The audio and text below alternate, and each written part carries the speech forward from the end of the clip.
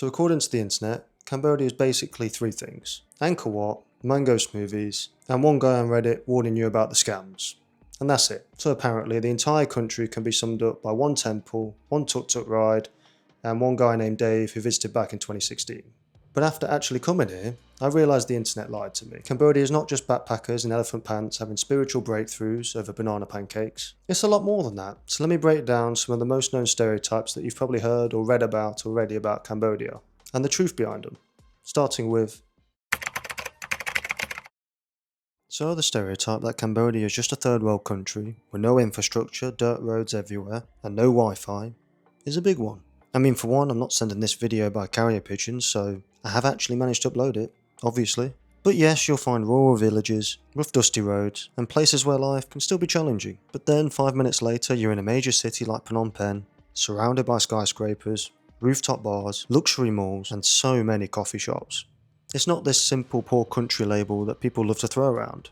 It's much more than that. I mean, you'll see a nice new Lexus parked outside next to a street food cart, and a designer store next to someone selling grilled corn for $1. Or even a brand new high-rise, casting a shadow over a family-run market that's been there for decades. So Cambodia isn't just behind, it's changing. And fast. And honestly, calling it third world says more about how lazy people are with labels nowadays than it does about the country itself. Because if your entire understanding of Cambodia comes from an outdated documentary or your uncle's Facebook comments, maybe you're the one that needs updating. Because the reality is that there's people living and working in completely modern apartments or cafes, plus you can order pretty much anything from your phone and it'll arrive just in a few minutes. And if you want to relax in a 5-star hotel or resort or spa, then the options are all definitely there for you to decide. I think this stereotype is largely due to the lingering perceptions of past conflicts and poverty, and while rural areas remain poor, cities like Phnom Penh and Siem Reap are seeing modernisation and have improved infrastructure. The way I see it, Cambodia is what Thailand was before it became the tourist centre for Southeast Asia, and it's now playing catch up.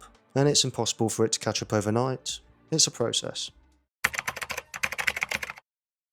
Another stereotype is that Cambodia is just for weird old creeps who just want to get drunk every day and misbehave every night. And don't get me wrong, I'm sure those people are here, but it's not just Cambodia. It seems to attract that type of individual across all of Southeast Asia. And the actual picture when you arrive doesn't really show that. You have young locals building businesses, students, artists, families, digital nomads, entrepreneurs, and travellers who came here for more than just the cheap beer and questionable life decisions. There's a whole generation shaping what modern Cambodia looks like, and surprisingly, the random old man with his shirt off is not leading the movement. I mean, the internet loves turning places into stereotypes because it's easier than actually understanding them. But Cambodia isn't some retired plan with tuk-tuks. I mean, especially in Siem Reap, you'll see a mix of people from the locals to tourists passing by, and honestly, there's a lot of young people here who are deciding to stay here now. It's becoming quite the mix of people.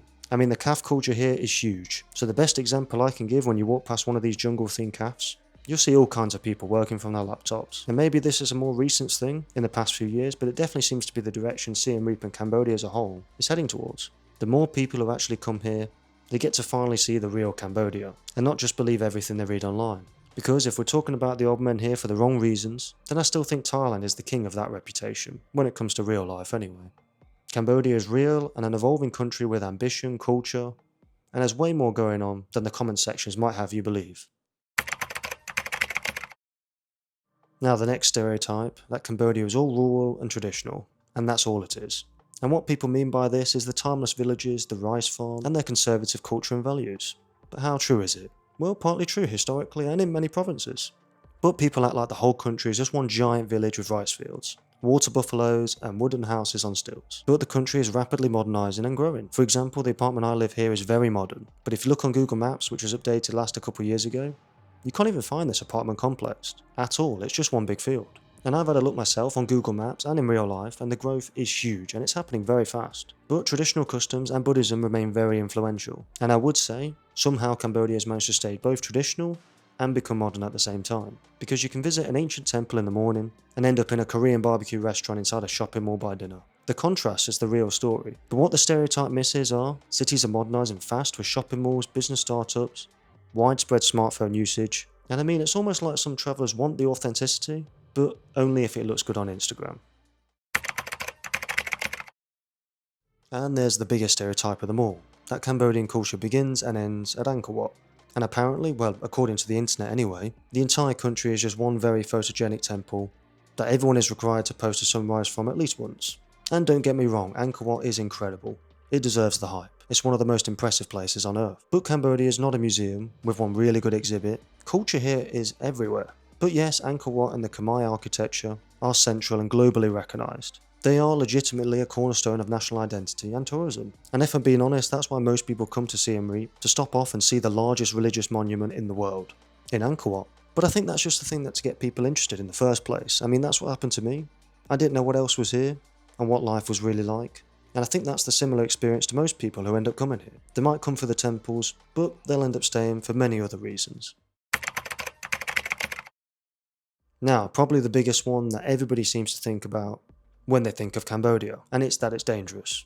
And don't get me wrong, of course, like any country, there's petty crimes, but using common sense, you should be fine. I mean, the biggest danger that the internet will have you believe is that the Thai border conflict is making Cambodia even more dangerous than ever before. But if you avoid the no-go zone, you'll be fine. Life in all the cities outside the border has carried on as normal. In fact, the biggest danger in Cambodia is that once you come, you might actually enjoy it more than its neighbouring countries and never want to leave. Because I feel completely safe here, but again, I'm not testing the limits of what I can do and get away with anyway. But as for what I've learned since I've not only visited here, but now I've moved here, is that the internet can be a dramatic little liar. It loves turning entire countries into lazy stereotypes, and it's normally either paradise or disaster, ancient or broken, or cheap or dangerous. Never the in-between. And Cambodia gets hit with all of it. People reduce it just to temples, tuk-tuks, and that guy from Facebook who knows the real Cambodia because he once got a haircut here in 2014. But the truth is always a bit more complicated, and way more interesting. Cambodia is modern and traditional, chaotic and peaceful, beautiful and messy, plus fast-changing and deeply rooted at the same time. It's not one headline, one stereotype, or one travel vlog showing all the tourist hotspots. It's a real place with real people, real stories, and way more depth than the internet gives it credit for. So if there's one thing to take away from this video, it's this. Before you judge and finalise your view on countries like Cambodia, go see it for yourself. Ask the questions, get lost, and maybe eat something suspicious from a random street cart. And trust the process, because sometimes the biggest lie about a place is thinking Google or Facebook has already told you everything you need to know. Because Cambodia deserves better than that, at least in my opinion. But that's it for today's video, about all the main stereotypes about this country. If you enjoyed, make sure to leave a like, and as always, I'll see you guys in the next video.